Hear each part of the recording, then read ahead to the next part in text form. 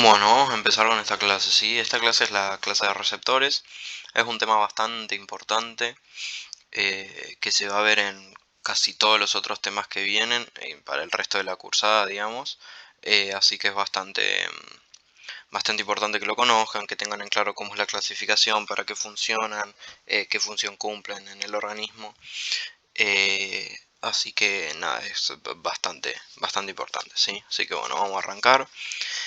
Siempre empezando con lo que es un concepto o la definición de un receptor. Los receptores son moléculas que, bueno, generalmente son de naturaleza proteica, específicamente glucoproteica, o sea, tienen asociada una proteína con una molécula glúcida, un glúcido, que tienen como función la de reconocer y fijar moléculas que provienen del extracelular, o sea, de afuera de la célula. Las reconocen, las fijan y generan unas señales intracelulares, o sea, para dentro de la célula, que esas señales van a desencadenar una reacción bioquímica, ¿sí? Entonces, esta molécula extracelular, que es la que va a ser reconocida y fijada por el receptor, se va a llamar ligando.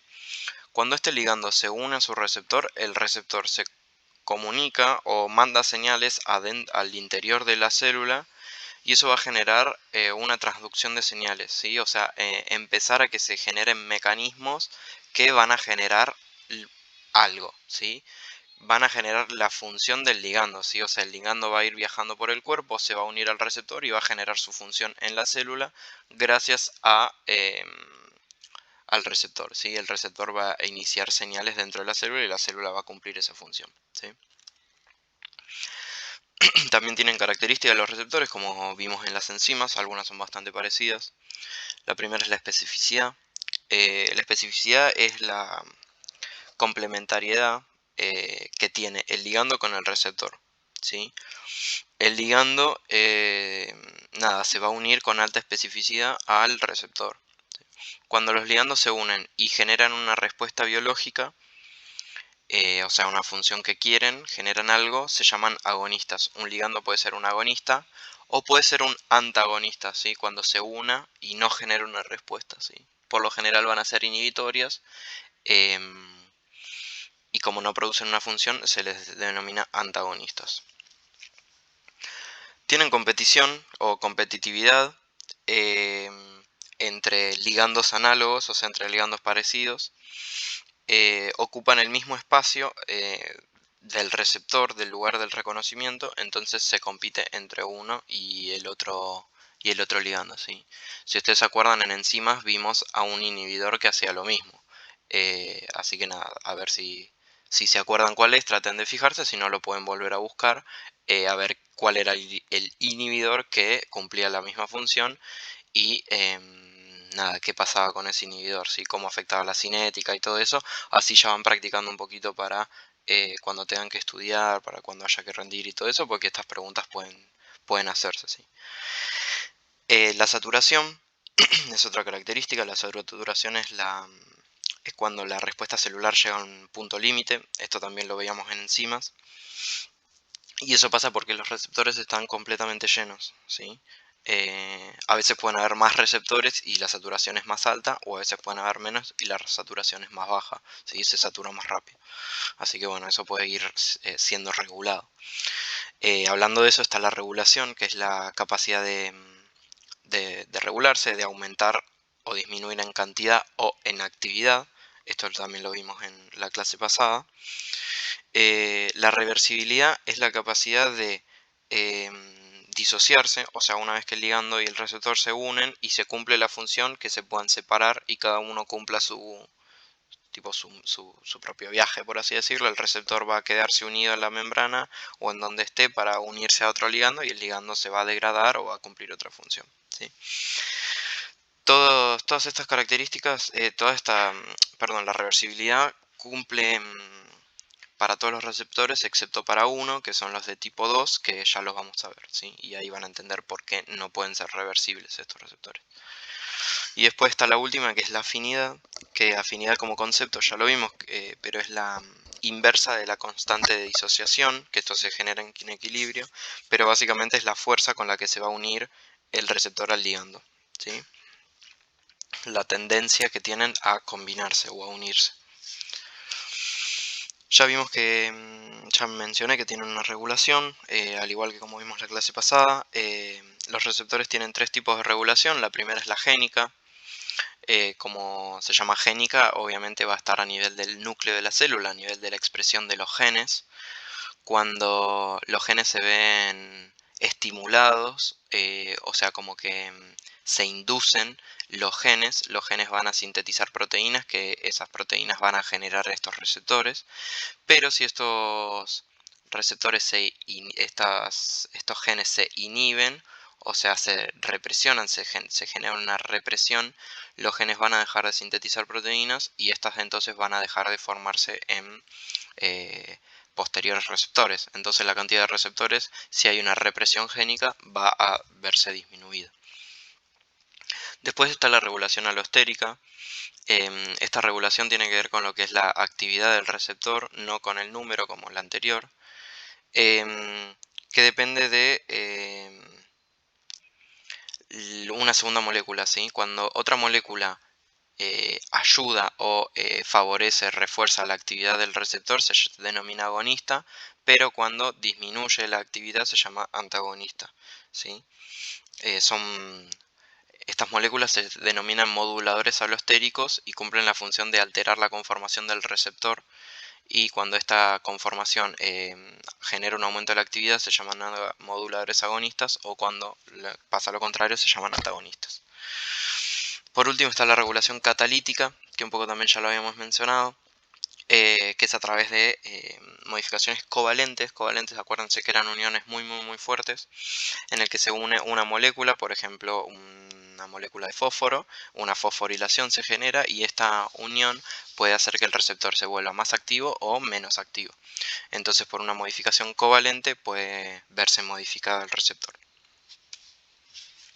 Bien, esta es creo que la parte más importante de la clase, que es la clasificación. La clasificación yo quiero que la sepan, es bastante importante. Y me dejan claro tipo que se conoce el tema, ¿sí?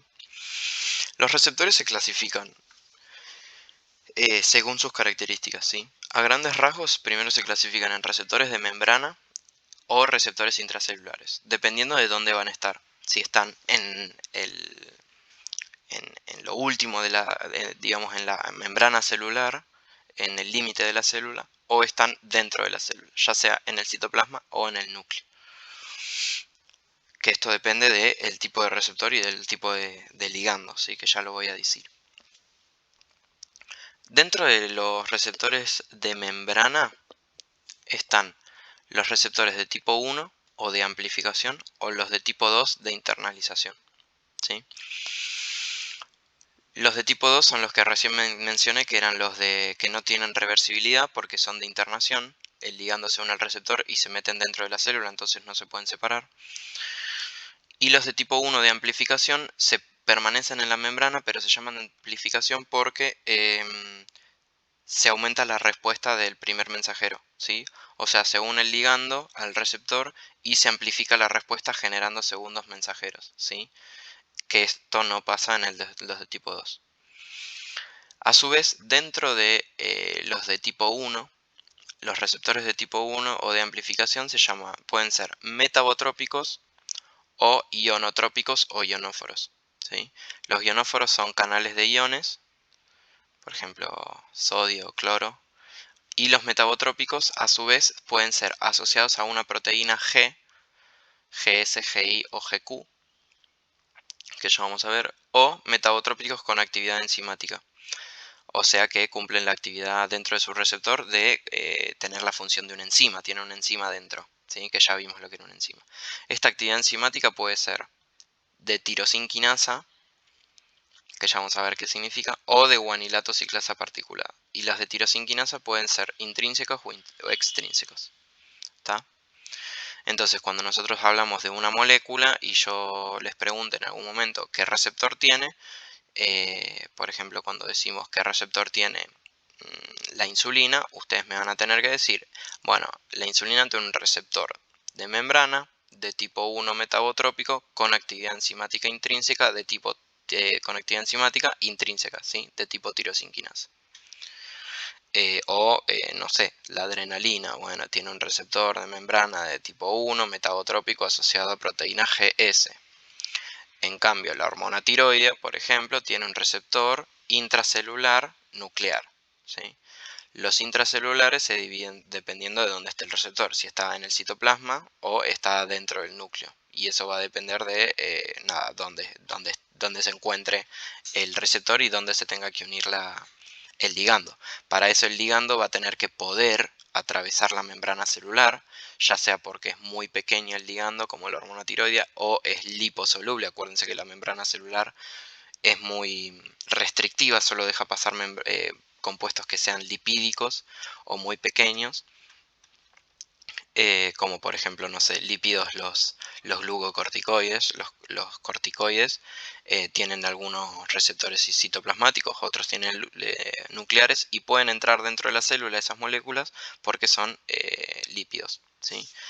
Los otros, que no son lípidos o son muy grandes, tienen receptores de membrana, ¿sí? Por ejemplo, eh, no sé, la adrenalina, que era lo que decía, tiene un receptor de membrana, la insulina tiene un receptor de membrana, la vitamina B12 tiene un receptor de membrana de tipo 2, de internalización, ¿sí? Entonces así vamos a ir viendo algunos ligandos, yo les voy a decir cuáles son los más importantes para que sepan, y en el resto de la materia vamos a ir viendo también. Pero es importante que tengan en claro la clasificación. Pero más que nada, no que se la sepan de memoria, sino que la entiendan. Por qué cada uno es lo que es, tiene el receptor que es, según su naturaleza o según la función que cumple. Bien, vamos a explicar un poquito. A mí no me interesa que conozcan todo el mecanismo de, de función de los receptores. Es algo que nosotros damos en medicina, así que algunas diapositivas son de las clases de ahí, pero yo les voy a decir qué es lo importante y qué no. A mí realmente no me interesa que se sepan de memoria toda la función del receptor, pero sí que lo conozcan, ¿sí? Entonces dijimos que los receptores de membrana tipo 1 o de amplificación se dividen en ionóforos y metabotrópicos. Los metabotrópicos, que son estos, actúan sobre la producción de segundos mensajeros, ¿sí? Los segundos mensajeros se esfuerzan en amplificar el mensaje, por eso se llaman de amplificación, y traducirlo a esta amplificación en una respuesta biológica, ¿sí? En lo que se quiere hacer. Por ejemplo, una respuesta biológica puede ser la contracción de un vaso, ¿sí? Entonces se contrae una arteria y eso hace que aumente la presión. Eso puede ser una función biológica, ¿sí? Como para que tengan una idea de lo que es la función de un receptor. Entonces, dentro de los metabotrópicos yo había dicho que están los que están asociados a la proteína G. La proteína G es, bueno, nada, es una proteína muy grande, heterotrimérica, que conforma este receptor. Este receptor está formado, esta proteína está formada por tres partes, tres estructuras básicas, por así decirlo. La primera es propiamente dicha la de receptora. La parte receptores, acá hay un dibujito, tiene por definición 7 dominios transmembrana, o sea, tiene una parte extracelular, atraviesa 7 veces la membrana, porque es muy grande, y tiene un dominio intracelular, esta es la parte intracelular, entonces acá se va a unir el ligando y acá se va a generar la respuesta. Va a contar con una parte transductora, que es propiamente dicha la proteína G. La proteína G tiene tres partes, alfa, beta y gamma, que cumplen distintas funciones. Y por último está la parte amplificadora, que el amplificador es lo importante porque es el que produce el segundo mensajero. Acá ya dije, el segundo mensajero es una sustancia cuya concentración intracelular aumenta en respuesta a la unión del ligando y es el que genera la respuesta biológica, ¿sí? Ejemplos de segundos mensajeros, el calcio, por ejemplo, que es uno fácil de acordarse, o el AMP cíclico, adenosina monofosfato cíclico porque es una molécula circular, el GMP cíclico con guanilato monofosfato, el inositol trifosfato que es una parte de la membrana, o un diacilglicerol que es un lípido que se saca de la membrana celular. Todos estos son segundos mensajeros y generan un aumento de la respuesta. El amplificador puede ser GS o GI, según la proteína G que estemos usando. El segundo mensajero es el adenilato ciclasa, o el amplificador, perdón, es el adenilato ciclasa. porque me va a ciclar y me va a generar un AMP cíclico. O en el caso de que estemos usando a la proteína GQ, que es otro tipo de proteína G, el amplificador va a ser la fosfolipasa C, porque me va a formar segundos mensajeros, el inositol trifosfato y el diacilglicerol y el calcio, ¿sí? Entonces, estas dos moléculas funcionan con distintas proteínas G, o sea, distintos transductores, y generan distintos segundos mensajeros. Bien, ya le dije lo que eran los ligandos, hay algunos ejemplos. Dentro de las proteínas G, o sea, los receptores de membrana de tipo 1 o de amplificación metabotrópicos asociados a proteína G, hay ligandos importantes, ¿sí? Los más importantes o los más fáciles que se pueden acordar son los de adrenalina y noradrenalina, que son hormonas o moléculas que ya vamos a ver, que funcionan en lo que es la regulación, por ejemplo, decirles la presión o el bombeo del corazón. Van a hacer que la presión suba, la presión baje, el corazón bombee más rápido, el corazón bombee más lento, respiremos más fuerte, hagamos pis. Todas esas cosas están a cargo de la adrenalina y la noradrenalina. Después el glucagón es ligando de la proteína GS. Esto tiene que ver con la regulación de los azúcares en sangre, que ya vamos a ver. Y después, bueno, todas estas moléculas que ya vamos a ir viendo. Hormonas, LH, FSH, ACTH, PTH, receptores de dopamina, histamina, serotonina. La proteína GI tiene como ligandos de vuelta a la adrenalina y noradrenalina, a la acetilcoelina y a otras moléculas. Y la GQ también, adrenalina, noradrenalina y receptores de acetilcolina también, ¿sí? Entonces vieron que adrenalina y noradrenalina o acetilcolina usan distintos receptores. Y eso depende de la función que quieran hacer. Eso ya les dije, ¿se acuerdan que según la respuesta biológica que quiera la adrenalina o la noradrenalina se va a unir a distintos receptores y a distintas células? Por ejemplo, si quiere, no sé, generar que el corazón vaya más rápido, se va a unir a la adrenalina, a las moléculas del corazón en su receptor beta 1 y va a unirse a la proteína GS, ¿sí? Entonces esta proteína GS va a ser la que va a generar la respuesta biológica. Acá hay una reglita que usamos nosotros siempre. Estos son los 5 receptores o tipos de receptores a los que se puede unir la adrenalina y la noradrenalina y a partir de ahí generar distintas respuestas. Hay 2 alfa, alfa 1, alfa 2 y 3 beta, beta 1, beta 2 y beta 3. Y a partir de ahí el alfa 1, cuando la adrenalina se una al alfa 1, va a unirse a la proteína GQ, al 2 a la GI y a los beta a los GS, ¿sí? La reglita es KISS y así nos acordamos a cuál se une cada cual, ¿sí? Y la acetilcolina lo mismo también. El M1, el M3, los muscarínicos M3 y M5 se unen a la proteína GQ y la acetilcolina en sus receptores muscarínico 2 y muscarínico 4 se unen a la proteína GI, ¿sí? Bien, entrando a lo que es el mecanismo, acuérdense que esto yo no quiero que se lo sepan de memoria, pero sí quiero que ustedes lo entiendan. Una vez que la molécula, en este caso, por ejemplo el glucagón o la adrenalina, noradrenalina, en el caso del GS, se una al receptor en su parte extracelular, acuérdense que esto estaba fuera de la célula, se va a generar una señal que el receptor va a estimular a la proteína G, que se encuentra unida a la membrana celular, y esta proteína G se va a activar, ¿sí? La proteína G se encuentra inactiva, unida a un GDP, y cuando se activa se une a un GTP, ¿sí? Genera un proceso que se llama despalmitilización, que esto no importa, pero lo que importa es que la proteína G, una vez que se activa, viaja y se une al amplificador, ¿sí? Y el amplificador que habíamos dicho, que es la adenilatociclasa, se va a activar y me va a ciclar un ATP. ¿Se acuerdan que yo había dicho que, y si no lo dije lo digo ahora, el ATP es la molécula de energía que tenemos en el cuerpo, ¿sí? Entonces va a tomar un ATP que está dentro de la célula y lo va a ciclar. Adenilatociclasa, como dice el nombre, lo cicla. Acuérdense de las enzimas. Entonces el GTP que se activó estimula la adenilatociclasa cicla un ATP y me va a formar un AMP cíclico, ¿sí? Acuérdense que habíamos dicho que el AMP cíclico es un segundo mensajero. El segundo mensajero, que es el que amplifica la respuesta, se va a unir a una proteína quinasa A, que es una enzima, y la proteína quinasa A va a cumplir su función, ¿sí?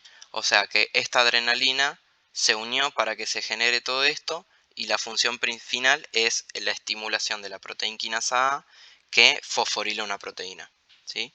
Entonces mi función, la adrenalina terminó generando esto, la fosforilación de una proteína, ¿sí? Que vamos a ver que repercute en lo que es el metabolismo de los glúcidos, en la contracción de los vasos, en todo eso, sí. Y eso lo hace a través de fosforilar. Así es como básicamente funciona la proteína G.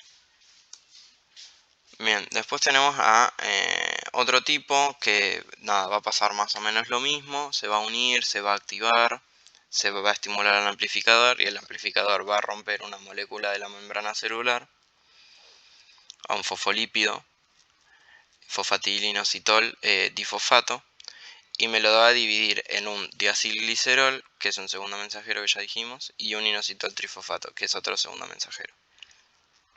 Y estos van a cumplir dos funciones distintas. El diacilglicerol va a estimular a otra proteína quinasa, que en este caso es la C, y va a fosforilar la proteína, y el inositol trifosfato va a aumentar la concentración de calcio. Todo esto, ¿para qué? ¿Cuál es la función de esto? Cumplir otras funciones, ¿sí? Que se fosforine una proteína, que se libere el calcio puede ayudar a la contracción celular, por ejemplo, cuando queremos que la adrenalina contraiga un vaso, etcétera, ¿sí?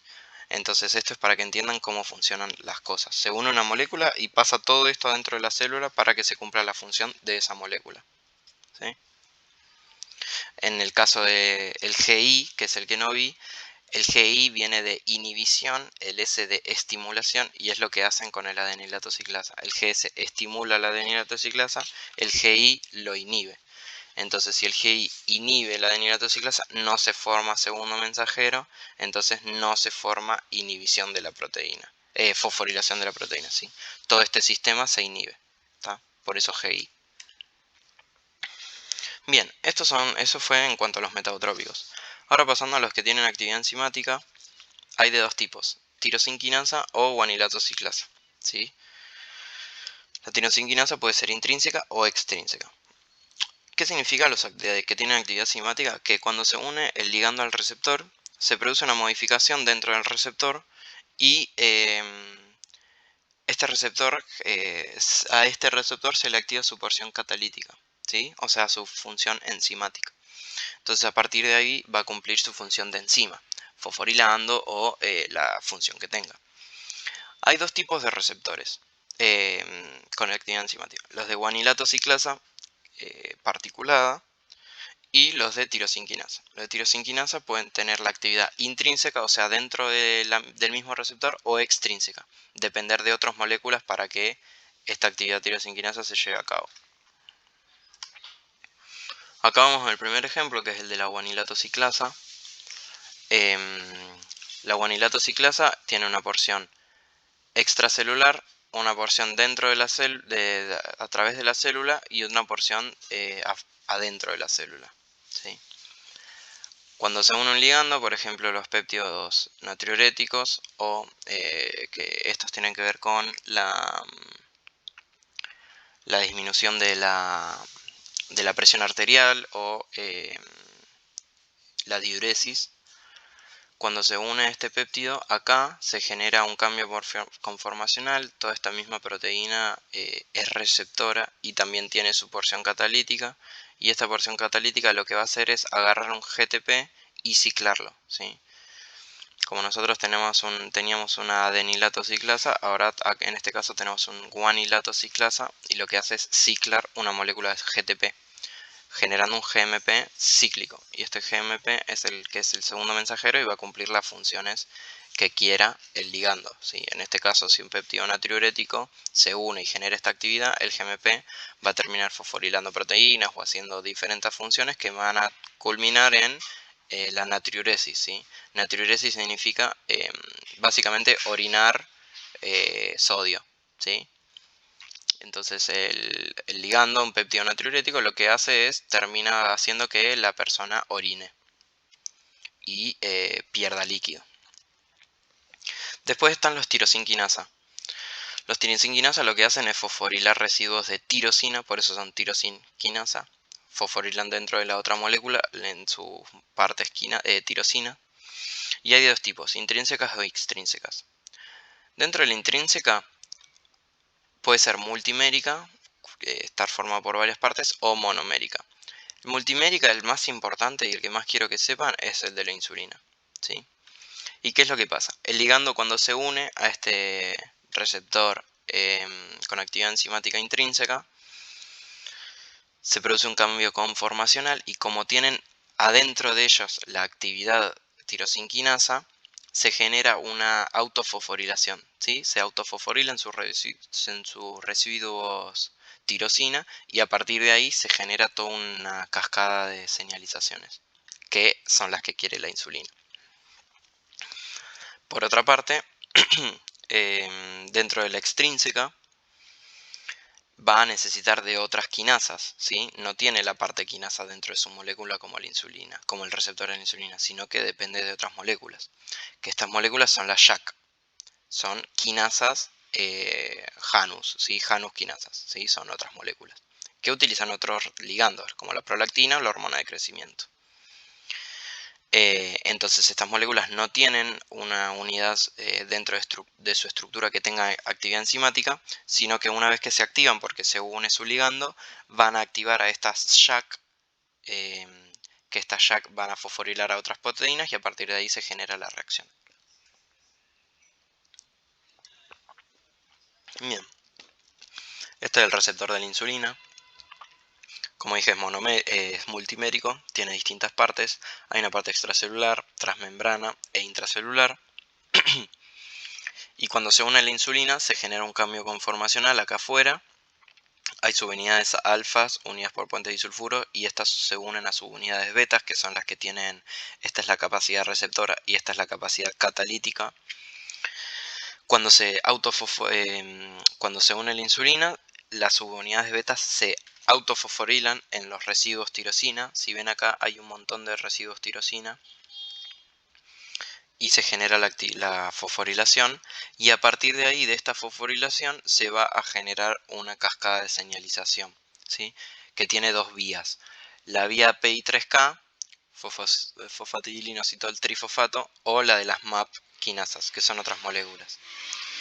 Para que se den una idea, esta es la cascada de la insulina, o sea, es literalmente una cascada de señalización, que no hace falta que ustedes se la sepan, pero que sepan que existe y que tiene distintas funciones. Entonces, cuando yo les pregunto cómo genera la insulina sus funciones y a través de qué receptor, o cuál es el mecanismo de acción de la insulina, ustedes me van a decir que la insulina, o sea, el mecanismo de acción de la insulina es a través de un receptor de membrana de tipo 1, metabotrópico con actividad enzimática intrínseca, se une, el receptor tiene una actividad tirosinquinasa, y a partir de ahí se genera una cascada de reacciones que termina con la transcripción de genes, con funciones mitogénicas o anabólicas. Acá está mal escrito, pero tiene funciones anabólicas, y otro tipo de vía que son efectos metabólicos, que ya vamos a ver, ¿sí?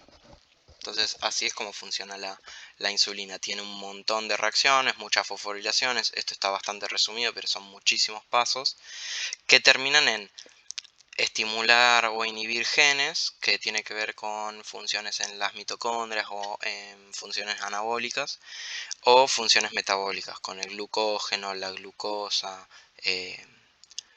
los ácidos grasos, etcétera, ¿sí?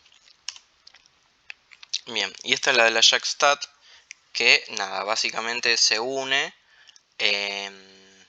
por ejemplo, a la prolactina. Estas se activan, las JAK son proteínas que están unidas a este receptor, se fosforilan y fosforilan a otras moléculas que se llaman las STAT. Las STAT viajan al núcleo y generan su función, su transcripción de genes.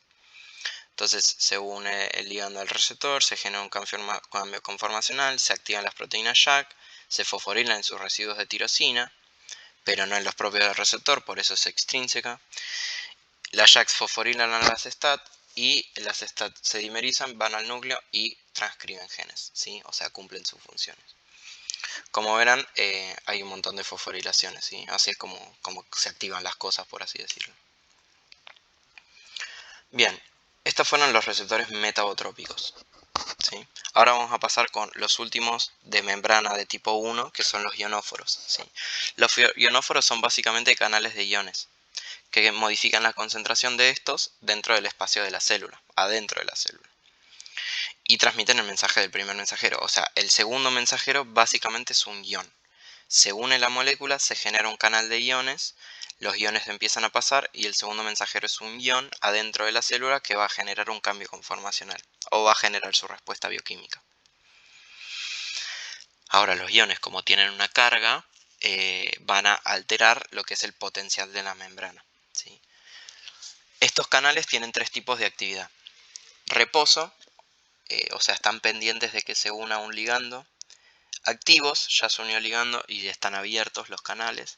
O refractario, acaba de unirse, ya pasaron los iones y está cerrado y no permite que se una otro ligando porque se acaba de unir uno y necesita como un tiempo para volverse a abrir, ¿sí? Está como en pausa, por así decirlo, está descansando. Entonces, algo que tenemos que entender primero es que dentro de la célula en reposo tiene en su interior una carga levemente negativa, ¿sí? O sea, la célula adentro es negativa. Todo es eléctricamente hablando, todo tiene cargas, ¿sí? Como hablamos un poco con el agua y esas cosas y los iones, acá la célula también. La célula es eléctricamente negativa, ¿sí? Tiene un potencial de membrana negativo, así se llama. Y el exterior es positivo. Cuando la célula se despolariza, o sea, pierde la polarización que tiene, polarización acuérdense que es la carga, significa que adentro de la célula se volvió más positivo que lo que era. Antes era negativo, esta era su polarización, se despolarizó, entonces pasó a ser positiva. ¿Esto cómo podría llegar a pasar? Bueno, si le entran muchas cargas positivas. En este caso vendrían a ser iones positivos que van entrando a la célula y esa carga negativa que tiene la célula se va perdiendo hasta que se vuelve positiva y se despolariza. Esto cuando la célula se despolariza, eso sirve para generar una acción excitatoria, para que se secreten cosas, para que la célula esté más funcionante y genere acciones bioquímicas, ¿sí? Después el caso contrario es que se unan iones cada vez más negativos. Entonces vuelvan ese potencial de membrana cada vez menos negativo. Entonces pónganse a pensar, si nosotros estamos acá en menos 10, por ponerle un número, y le estamos agregando cargas positivas, va a llegar un momento que de menos 10 va a pasar a menos 9, menos 8, menos 7 y va a pasar, no sé, a positivo. Va a llegar a 0 y va a pasar a 5. Una vez que llega a 5, por así decirle, se despolariza. Bueno, acá el caso contrario. Le estamos agregando cargas negativas, iones negativos, ¿sí? Entonces de menos 10 va a pasar a menos 20, menos 40, menos 100, ¿sí? Cuando esto pasa, se genera una célula hiperpolarizada, o sea, muy negativa, y eso genera una actividad inhibitoria, ¿sí? Entran iones negativos, se aumenta la carga negativa, la célula se inhibe y no cumple sus funciones. No secreta cosas, no se abre, no cumple las funciones, ¿sí? Ejemplos de los canales de iones son, de receptores en realidad, son los receptores para la acetilcolina, los receptores para el NMDA y los receptores, o sea, para el glutamato y los receptores para GABA, ¿sí? La acetilcolina es una molécula que vieron que ya les había dicho que la habíamos visto en las proteínas G. Bueno, tiene dos tipos de receptores, los muscarínicos, que son los de los metabotrópicos, los de la proteína G, y los nicotínicos. Estos nicotínicos son canales de iones, ¿sí? Tienen que ver con la nicotina, si les sonará el nombre. Los muscarínicos son GQ y GI y los de la nicotina son canales de iones a los que se une la acetilcolina o propiamente dicha la nicotina y se genera un canal de ion donde van a pasar iones, ¿sí? Va a pasar, por ejemplo, el sodio. Estos receptores se ubican en la placa neuromuscular, o sea, en la unión entre los nervios y los músculos y el sistema nervioso autónomo, ¿sí? Todo lo que se ocupa del sistema simpático y el parasimpático, que en algún momento vamos a ver.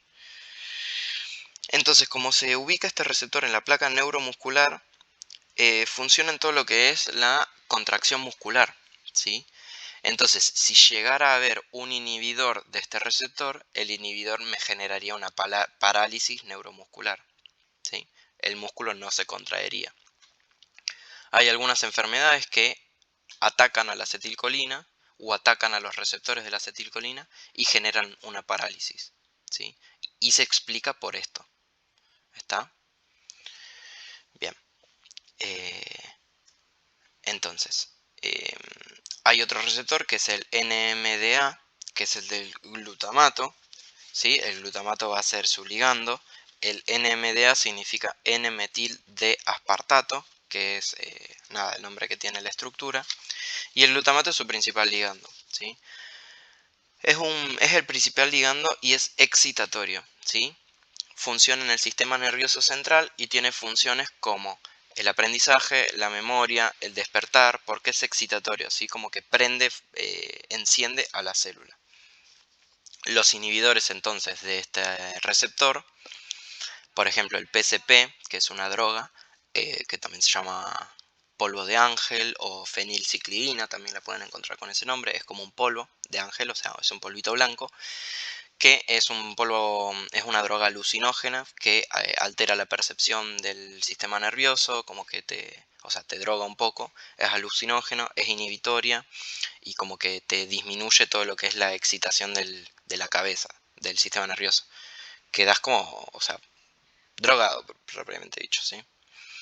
Por último está el GABA, que es todo lo contrario, es el principal receptor inhibitorio del sistema nervioso central, ¿sí? Y cumple las funciones de sueño, olvido o anticonvulsivante, ¿sí?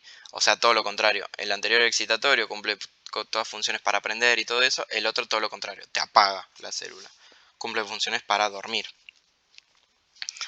Este es el de la acetilcolina. Van a ver acá que se une la acetilcolina, se abre el canal, ven acá está cerrado, acá está abierto, y empieza a salir potasio y a entrar sodio, ¿sí? Entra mucho sodio que tiene una carga positiva y la célula se despolariza, ¿sí? Lo mismo pasa con el del glutamato. Se une el glutamato en conjunto con la glicina, se abre esto y entra calcio y sodio, ¿sí?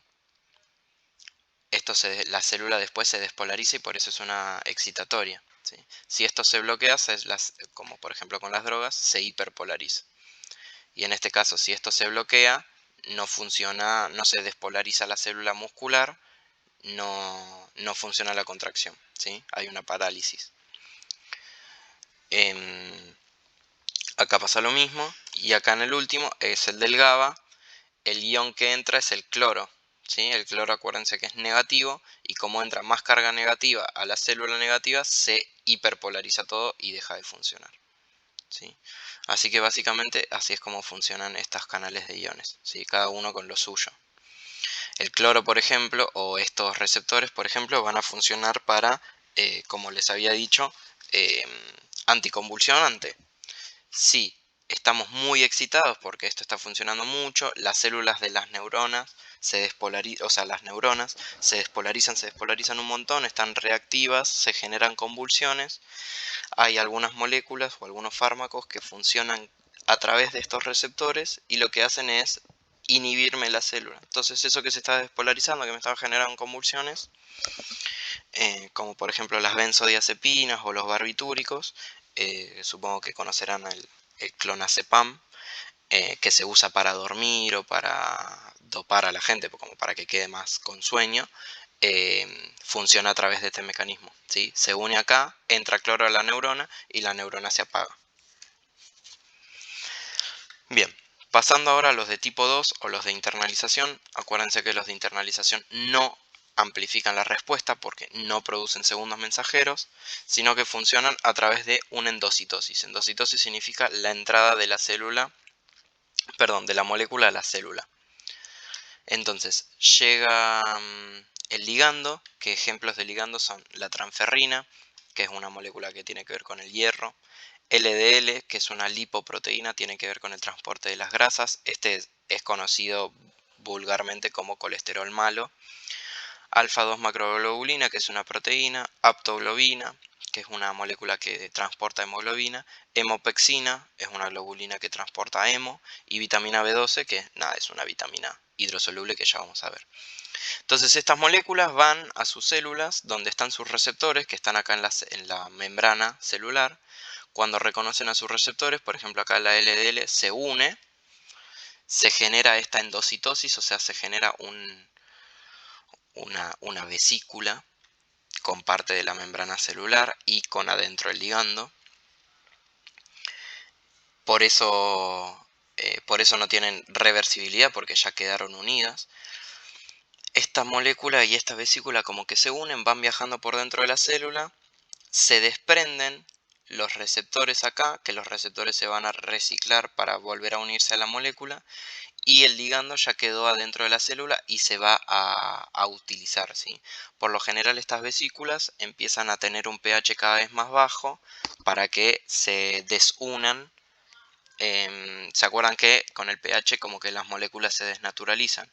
Entonces eso hace que no quedan más unidos el receptor con el ligando, se separen, quede la LDL solo o el ligando solo, y este ligando se utilice para romperse y utilizar todo lo que tenga acá adentro.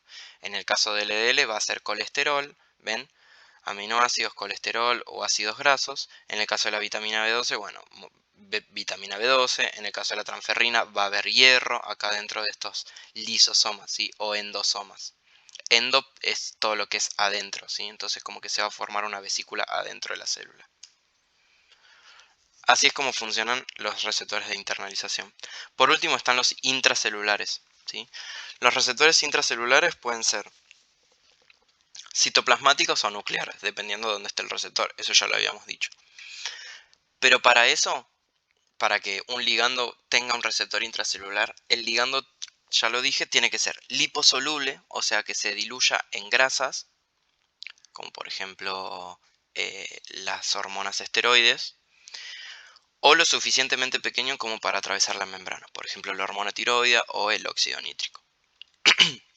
Otra característica de estos receptores que la tienen que tener clara, porque se pregunta, es que su acción es lenta comparada con los receptores de membrana. Los receptores de membrana se unen y ya están generando su amplificación con segundos mensajeros, con la entrada de iones o con la internalización propia, y ya están generando una acción rápida. Estos receptores tienen una actividad lenta porque actúan a nivel de los genes, ¿sí? Entonces, se tarda mucho tiempo en generar una actividad porque se tienen que estimular a los genes y estos genes tienen que sintetizar proteínas y estas proteínas recién ahí van a cumplir la función.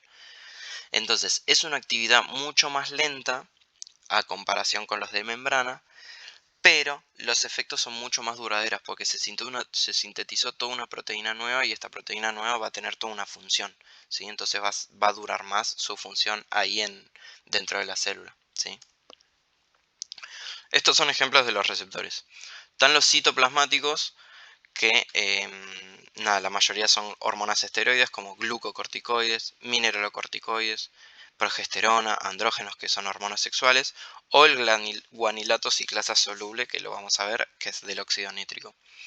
Y después están los nucleares, que son de estrógenos, que son otras hormonas sexuales, hormona tiroidea, la vitamina D, eh, los retinoides, que tienen que ver con la vitamina A, y otros que nada, no les importa, tienen que ver con metabolismo de las grasas.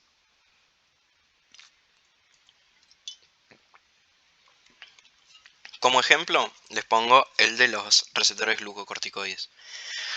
Los glucocorticoides, como por ejemplo el cortisol, que es una hormona que está secretada en estrés, cuando tenemos bajo azúcar, todas esas cosas. Entonces en esas situaciones, cuando por ejemplo ustedes van a ver mucho cuando se ponen inyecciones intramusculares de corticoides, eso genera analgesia.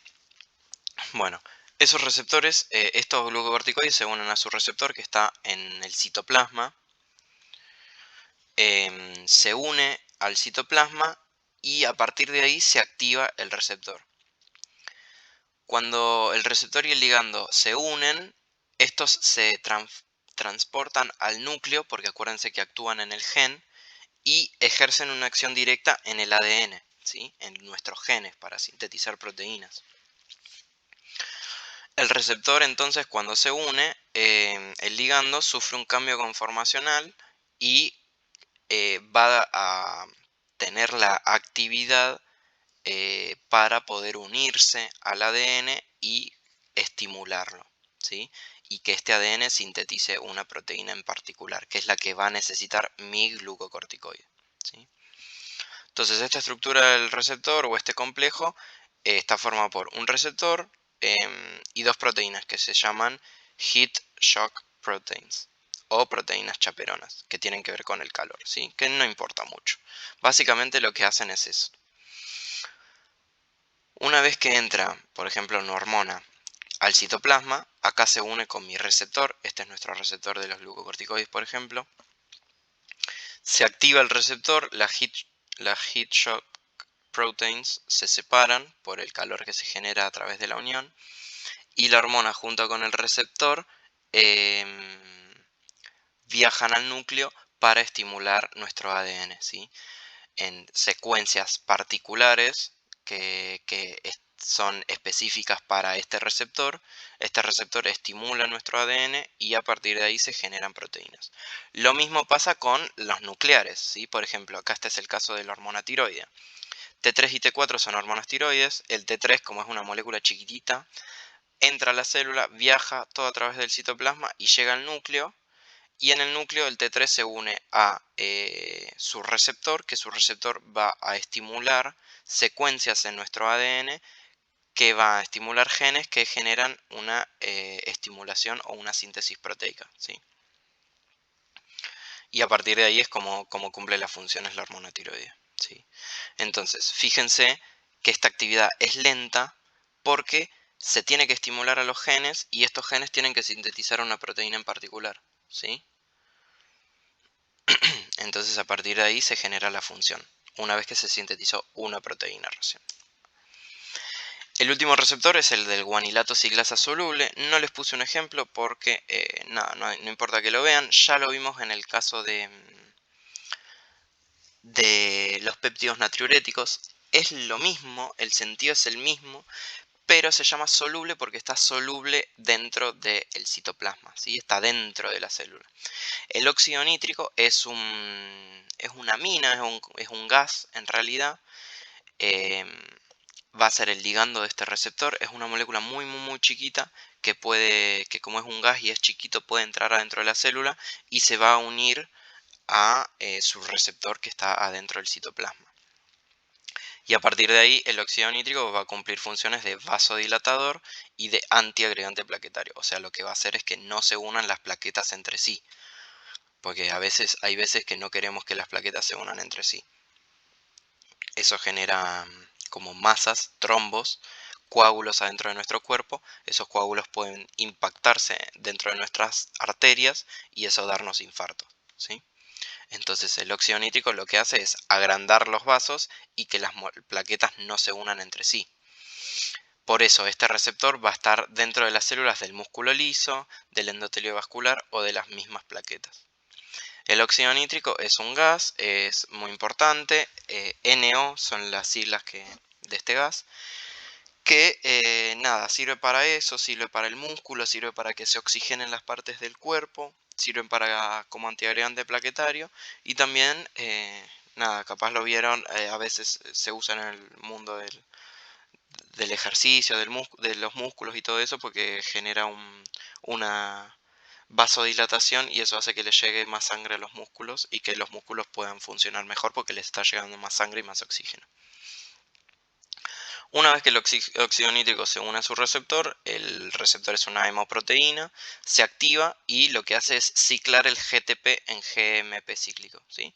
Es igual que el otro guanilato ciclasa, pero bueno, este está adentro de la célula. Y este sí sería por así decirlo, un segundo mensajero, y el GMP cíclico es el que va a fosforilar distintas proteínas que me van a dar, por ejemplo, la vasodilatación, ¿sí? Así que bueno, eso fue todo de la clase de hoy de receptores. Espero que les haya quedado claro y como siempre, ya saben, cualquier cosita me van preguntando. Y bueno, voy a ir viendo, ya pasaron algunos temas, voy a ir viendo si a partir de ahora les voy a ir haciendo algún choice o alguna pregunta así, así van ustedes repasando, como con las preguntas que les hice yo ahora, a ver si les fueron saliendo, así ya tienen ejemplos de qué preguntas y cómo pregunto yo, y de paso van repasando, van estudiando un poquito, ¿sí? Así que bueno, nada, espero que les haya servido, que me pregunten cualquier cosa y nos vemos para la próxima clase.